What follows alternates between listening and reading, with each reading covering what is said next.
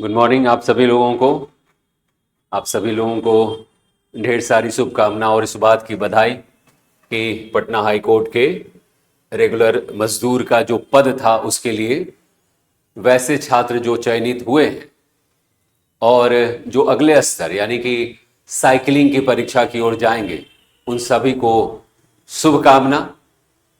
हमें यह पूरा विश्वास है कि बिहार जैसे प्रदेश में जहां पर लोग शारीरिक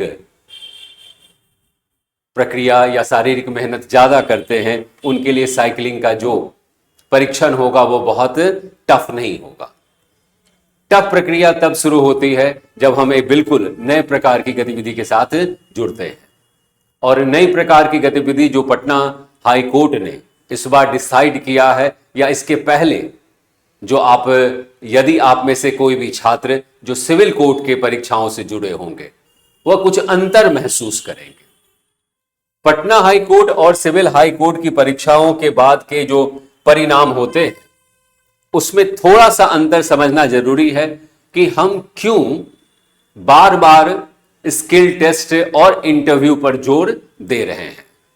जरा इन दो परिणामों को गौर से देखिए आप इस स्लाइड पर जिसको आप देख पा रहे होंगे। सिविल कोर्ट की जो परीक्षा का जो आप पूरा फॉर्मेट देख पा रहे हैं उसमें रिटेन और इंटरव्यू दोनों के मार्क्स को जोड़ करके यह बनाया गया है।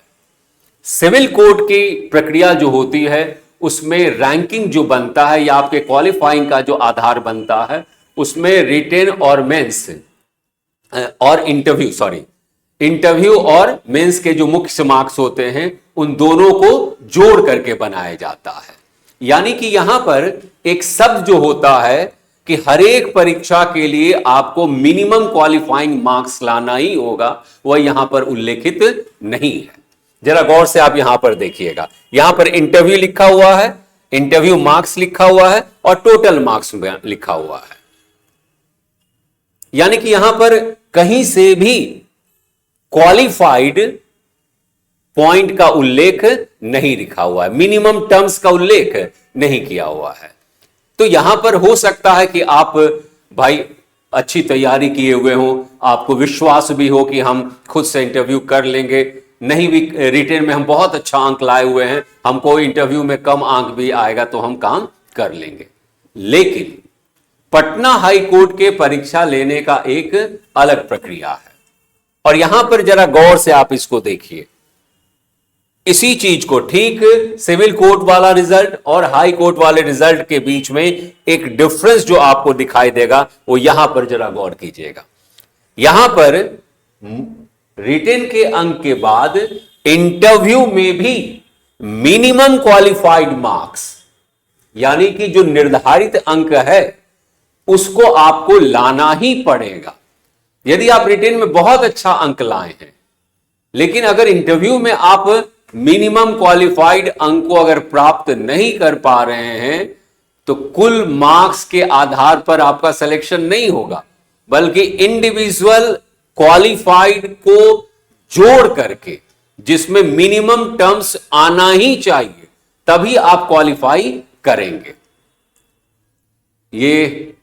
कम बड़ा शब्द नहीं है, इस शब्द के इंपॉर्टेंस को समझना है और समझ करके अपने लिए जो हमने पद को भरा है कुछ सोच करके ही भरा होगा कि हमें यहां पर नौकरी प्राप्त कर लेनी है। तो नौकरी में आप एक स्तर को क्वालिफाई कर लिए हैं, साइकिलिंग आप कर ही लेंगे, लेकिन most important part of the examination is our interview and interview which is tagged with minimum qualifying marks. यानी कि न्यूनतम अर्हता या न्यूनतम अंक लाना ही होगा। तो इसके लिए आपको साक्षात्कार का अभ्यास होना जरूरी है। साक्षात्कार में क्या पूछा जाता है, कैसे बैठते हैं, क्या करते हैं, किस प्रकार के सवाल पूछते हैं, अचानक कोई सामने से व्यक्ति सवाल पूछने लगे तो हमारी मनोदशा कैसी हो जाती है, इन सभी के बारे में हम लोग अभ्यास राजधानी कोचिंग सेंटर के प्लेटफॉर्म पर कराते हैं। नौकरी के अवसर तो लगातार आते नहीं हैं, यदि आ गए हैं तो उसका उदाहरण अभी अभी हम लोग दे सकते हैं कि हमने अभी कुछ दिन पहले ही सिविल कोर्ट के बच्चों का इंटरव्यू कराया, और आपको यह जान करके अत्यंत हर्ष होगा, प्रसन्नता होगी, और हमारे लिए यह गौरव का विषय होगा कि हमने जितना इंटरव्यू कराया उनमें से लगभग छात्र और छात्राएं क्वालिफाई किए। सिर्फ क्वालिफाई ही नहीं किए, बल्कि उनकी प्रसन्नता इससे प्रकट हुई कि बाद में जब उन लोगों ने फोन किया अपना परिणाम बताने के लिए, और जब वह कहते थे कि सर यह आप लोगों का आशीर्वाद है, और हम लोग समझाते थे कि नहीं यह आपकी कड़ी मेहनत का परिणाम है, तो वह जब कहते थे कि नहीं सर, हम लोग इसके पहले जब पहले इंटरव्यू करते थे तो अचानक जब पहली बार सवाल पूछा गया था तो जानते हुए भी हम उत्तर नहीं दे गए। ये आप लोगों ने जो अभ्यास कराया, लगातार जो अभ्यास कराया एक सप्ताह का, पहले पढ़ा करके फिर समझा करके और फिर जो इंटरव्यू कराया आपने सिंगल फिर ग्रुप में, तो एहसास हुआ कि वहां हमारे लिए इंटरव्यू कितना सरल और सहज हो गया। आप लोगों से भी यही आग्रह है या यही सलाह है कि किसी भी इंटरव्यू को बिल्कुल हल्के में नहीं लीजिए, क्योंकि पूछने वाला जो अधिकारी आपके सामने बैठेगा वह किस माइंड सेटअप का होगा, उसके बारे में उसके दिमाग में सिर्फ इंटरव्यू ही रहता है, और वो पता नहीं किस प्रकार का सवाल पूछ दे। तो हम लोग यहां पर इस कोचिंग सेंटर के माध्यम से आपको यह बताने का प्रयास करते हैं कि इंटरव्यू के कितने एस्पेक्ट हो सकते हैं, किस क्षेत्र से प्रश्न पूछे जा सकते हैं, आप क्या कर रहे हैं, आपका पद क्या है, पद के अनुरूप प्रश्न क्या हो सकते हैं, इन सभी चीजों के बारे में हम लोग जानकारी राजधानी कोचिंग सेंटर के प्लेटफॉर्म पर पूरे विस्तार से आपको बताने का कार्य करेंगे। किस तरह से तैयारी होगी, कैसे तैयारी होगी, उसके लिए तो विशेष रूप से हम लोग अगले वीडियो में मिलेंगे, लेकिन विस्तार पूर्वक से आप उसके सभी पहलू को समझने के लिए आप राजधानी कोचिंग सेंटर के दिए गए मोबाइल नंबर पर जा करके इंक्वायरी ले करके अपने लिए सीट बुक कराइए, ताकि आपके इंटरव्यू की प्रक्रिया शुरू हो सके। किसी भी चीज को बिल्कुल हल्के में ना लीजिए। भारत जैसे देश में, बिहार जिस राज्य में आप रहते हैं, और वो भी घर का अगर नौकरी लगता है, तो इससे बेहतर कोई अवसर हो नहीं सकता है। ईश्वर ने आप लोगों को अवसर दिया है,